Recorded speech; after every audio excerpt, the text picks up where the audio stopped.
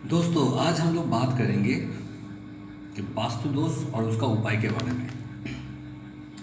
देखिए, सबसे पहले बात है कि अगर आपका वास्तु ठीक नहीं रहेगा तो आपका जो शारीरिक,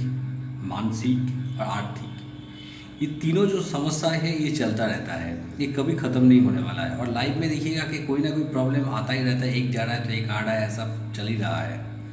तो अगर आप जो घर बनाएंगे, जो भी प्रॉपर्टी आप बना रही है, उसमें अगर आप वास्तु का हिसाब से घर नहीं बनाइएगा तो आपका वास्तु का प्रॉब्लम और आपका लाइफ में, आपका बच्चे के ऊपर, जो घर में रह रहा है, सबके ऊपर उसका असर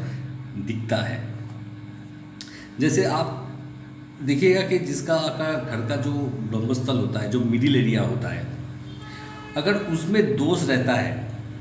तो देखा गया है कि जो घर वो भवन में रहता है उसका सर्दी जुकाम का जो पीड़ा है वो चलता रहता है, साल भर आपका सर्दी जुकाम पीड़ा चलता रहेगा अगर उसका मिडिल स्थल प्रॉब्लम है तो। अगर कभी कभी देखा गया है कि भवन भवन का जो आपका अग्निकोण होता है, जो दक्षिण पूर्व कोण होता है, या ईशान कोण होता है, जो उत्तर पूर्व कोण होता है, अगर इसमें कोई दोष रहता है तो घर में डायबिटीज़ का प्रॉब्लम आता है। अगर फैमिली में डायबिटीज़ पहले से ही है तब ये प्रॉब्लम बहुत बड़ा आकर धारण कर लेता है। तो आपको अगर जो दक्षिण पूर्व कोण है और उत्तर पूर्व कोण है, इसको सही करना आपके लिए फ़ायदेमंद होता है। कभी कभी हीन मानसिकता का देखा जाता है और ब्लड प्रेशर का, हायर ब्लड प्रेशर का भी प्रॉब्लम दिखा जाता है अगर आपका जो भवन का जो जो आपका साइड में जो दक्षिण पूर्व का जो स्थान है, उस स्थान में अगर कोई भी दोष रहता है या दक्षिण पश्चिम का साइड में कोई भी दोष रहता है तो देखा जाता है कि वो आदमी का हीन मानसिकता, उस वो भवन में रहने वाला आदमी लोगों का हीन मानसिकता दिखा जाता है और हायर ब्लड प्रेशर का प्रॉब्लम भी उसके लिए दिखा जाता है। किसी का अगर सोच लीजिए कि घर, अगर भवन जो होता है वो अगर मार्ग या कोई गली का एकदम लास्ट में होता है तो उसमें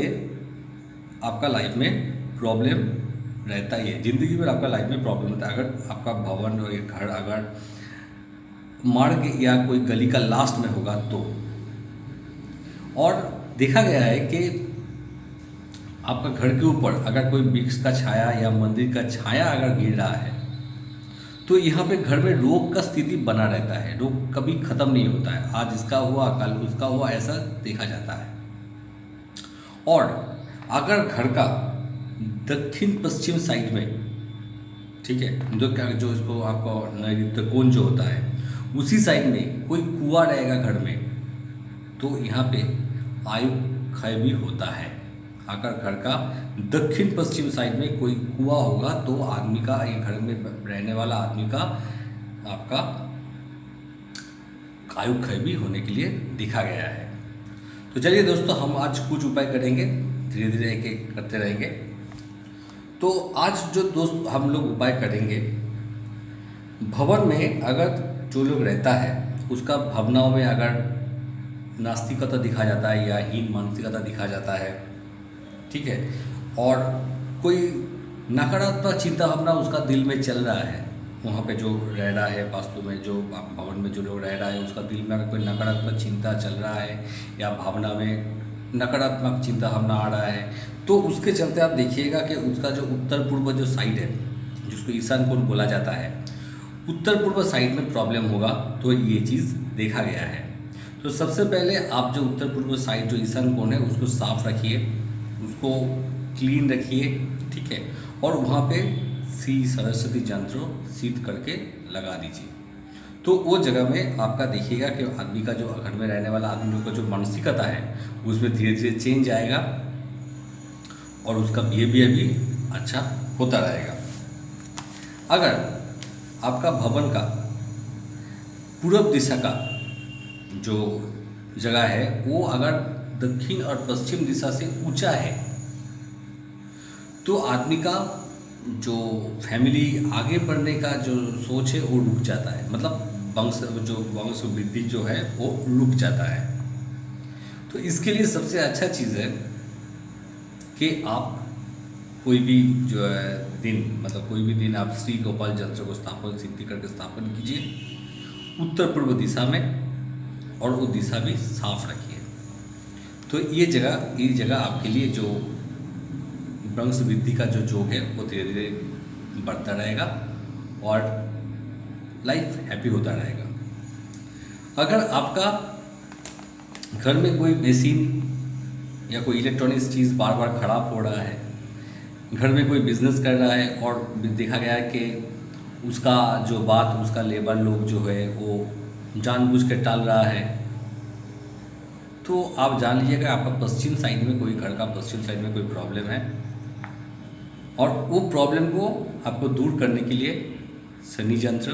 या मत्स्य यंत्र का स्थापन आपका पश्चिम दिशा में करना पड़ेगा और वो दिशा को साफ सुथरा रखना पड़ेगा। तब देखिएगा आपका ये प्रॉब्लम जो है वो धीरे धीरे ख़त्म हो जाएगा। अगर देखा गया कि घर में कोई बात चल रहा है, शादी के लिए हो सकता है, कामकाज के लिए हो सकता है, कोई भी बात आगे बढ़ रहा है मगर किसी न किसी वजह से वो रुक जा रहा है, वो काम सक्सेसफुल नहीं हो रहा है, तब जान लीजिए कि आपका जो ब्रह्मस्थल है, मिडिल एरिया है, वो जगह पे कोई ना कोई प्रॉब्लम है। अगर मिडिल एरिया में कोई भारी जिनिस रहेगा तो वो अच्छा नहीं है। अब मिडिल स्थान जो है वो जगह को आप साफ रखिए, आपको वहाँ पे अच्छा से हवा आना चाहिए, ठीक है। अगर वहाँ पे कुछ भी नहीं रहेगा तो और बढ़िया है। और वहाँ पे एक तुलसी का एक पेड़ लगाइए, उसको डेली पानी से सिंचाइए और पूजा कीजिए। देखिएगा घर में जो भी आपका काम, रुका हुआ काम था, शादी हो सकता है, आपका नौकरी के लिए हो सकता है, बिजनेस के लिए हो सकता है, कुछ भी हो सकता है, वो जो रुका हुआ काम था वो धीरे धीरे फिर चालू हो जाएगा। आप लोग करके देखिए, इसका इफेक्ट होता है, बहुत ही होता है। आज के लिए इतना ही। जय श्री कृष्ण।